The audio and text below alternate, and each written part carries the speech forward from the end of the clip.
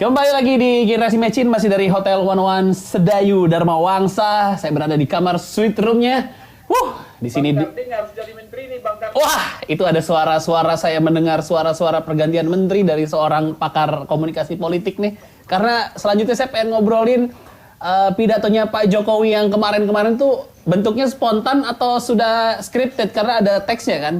Kita akan membaca dari komunikasi politik bersama Bang Emrus Sihombing. Sangat bisa. Halo Bang Emrus. Halo, pokoknya Mas Karding lah jadi menteri lah. Nah, bersama saya juga ada Mas Karding. Halo Mas Karding.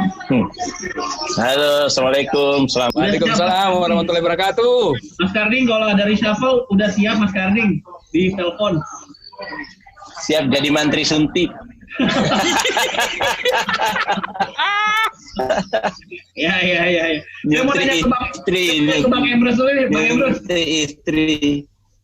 Bang Emrus, Ya, siap. dari sisi komunikasi politik ada jeda 10 hari untuk video itu dipublikasikan, kemudian ada teks di situ. Sebenarnya pesan apa sih yang mau disampaikan sama Pak Jokowi di pidatonya itu, Bang Emrus?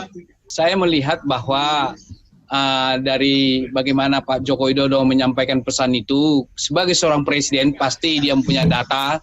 Jadi apa yang diucapkan itu sebenarnya mendekati keputusan. Begitu ya. Karena tidak gampang seorang presiden menyampaikan itu. Karena dia mengatakan bahwa saya akan kemungkinan reshuffle, membubarkan suatu lembaga. Bahkan ada kata-kata yang diucapkan adalah apa-apaan ini, saya sudah sangat jengkel begitu ya. Jadi ini menunjukkan bahwa memang Bapak Presiden belum puas dengan kinerja daripada para menteri khususnya yang menangani COVID-19 ini gitu ya. Nah kemudian kepada pertanyaan kenapa 10 hari?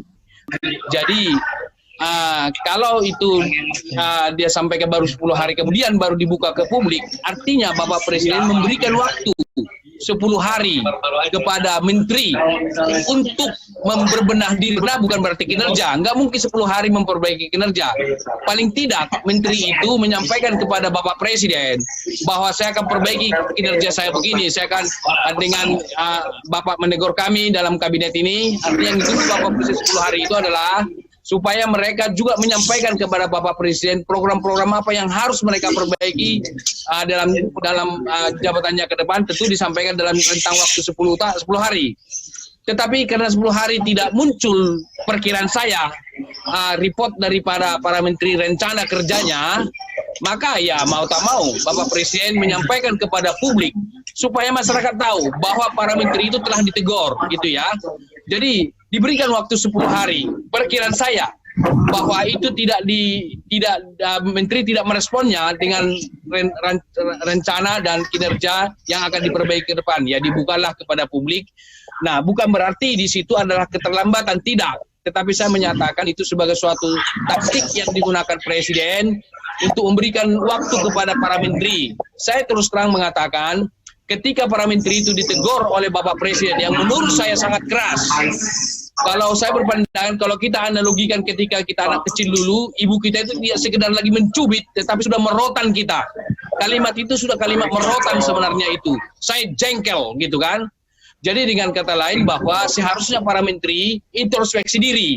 Begitu ya. Bahwa dia menyampaikan bahwa yang Bapak sampaikan tadi, saya yang termasuk di dalamnya itu saya kira harus disampaikan oleh teman-teman menteri dalam jangka waktu 10 hari. Saya akan perbaiki.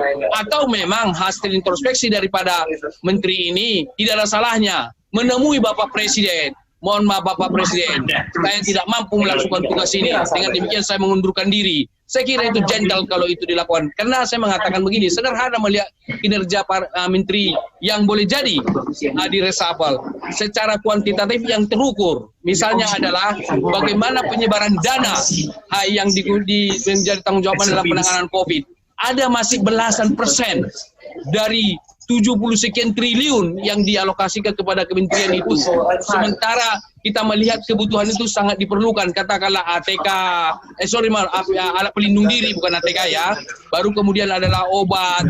Misalnya rumah sakit yang masih kurang. Kenapa tidak dibuka suatu tempat-tempat tertentu menjadi rumah sakit darurat di seluruh kabupaten di Indonesia dengan dana yang tersedia itu misalnya. Tetapi di sisi lain, saya melihat ada juga menteri yang memang berpacu terus memperbaiki kinerjanya dengan alokasi dana. Saya membaca di Rakyat Merdeka, Kementerian Sosial telah berpacu menyebarkan bansosnya mencapai 58,8% dari 200 triliun lebih yang menjadi tanggung jawabnya, sehingga ini penyebaran dana ini sudah sangat produktif dan Kementerian Sosial menjadi kementerian yang tertinggi di dalam pengalokasian dana COVID ini terhadap masyarakat. Sebagaimana dikatakan oleh Bapak Presiden, itu akan bisa mendorong perputaran ekonomi sekaligus untuk mengatasi persoalan COVID-19 dengan ketersediaan dana, andaikan itu disebarkan secara maksimal. Demikian. Oke, Bang Emrus, isu yang paling keluar setelah pidato Pak Jokowi kan isu reshuffle nih, Bang. Apakah sekarang yang pas untuk reshuffle nih, Bang?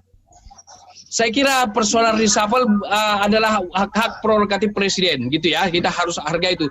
Tetapi kalau kita melihat realitas daripada penanganan daripada COVID-19 ini, di mana sebagaimana dikatakan Bapak Presiden, karena penanganan persoalan COVID ini kan extraordinary. Sementara ada menteri yang menangani dengan ordinary. Jadi tidak pas. Bahkan mereka mengatakan bahwa boleh jadi secara bertindak secara normatif terus, padahal harus ada terobosan-terobosan baru. Bahkan Bapak Presiden mengatakan bila perlu saya keluarkan perpu, bila perlu saya keluarkan kepres. Artinya apa? Mendorong para menteri itu keluar dari jargon-jargon yang sifatnya mencengkram oleh karena peraturan, gitu ya. Dia harus berani. Saya selalu mengatakan itu melampaui peraturan, bukan menabrak. Jadi dia harus berani membuat terobosan-terobosan baru. Oleh karena itu, menurut pandangan saya, ini saatnya karena untuk Bapak Presiden melakukan reshuffle bagi mereka yang tidak produktif, karena ini persoalan kemanusiaan. Ini persoalan bagaimana menyelamatkan rakyat Indonesia. Terus terang, saat ini kita bisa berdiskusi di televisi ini, kita tidak bisa jamin setelah ini kita akan terkena virus corona tersebut. Jadi kita harus sangat serius untuk menangani ini. Diperlukan pemimpin-pemimpin yang berani membuat terobosan-terobosan baru, tidak boleh bertindak atas dasar mekanistis, bertindak atas dasar peraturan, tetapi harus membuat terobosan-terobosan baru, apapun resikonya. Seorang pemimpin harus berani mengambil resiko. Menurut saya, presiden, wakil presiden, para menteri itu bukan manajer, tetapi mereka leader. Seorang leader harus mengambil resiko, tetapi tujuannya untuk menyelamatkan bangsa dan negara, menyelamatkan 260 sekian juta penduduk Indonesia. Jadi ini saatnya, menurut pandangan saya, harus dilakukan reshuffle. Saya kira Pak Karding bisa salah satu kandidat menteri yang bisa duduk di sana, yang bisa menangani persoalan ini. Oke, habis ini kita ngobrol-ngobrol dengan Mas Karding. Mas Karding, saya break dulu sebentar Mas Karding ya, dan juga Bang Emrus. Yang jelas beberapa waktu yang lalu, kalau ngomongin masalah COVID-19 ini, sudah ada Menteri Kesehatan yang mundur, tapi di Selandia Baru ya. Jangan kemana-mana, tetap di Generasi Mecin.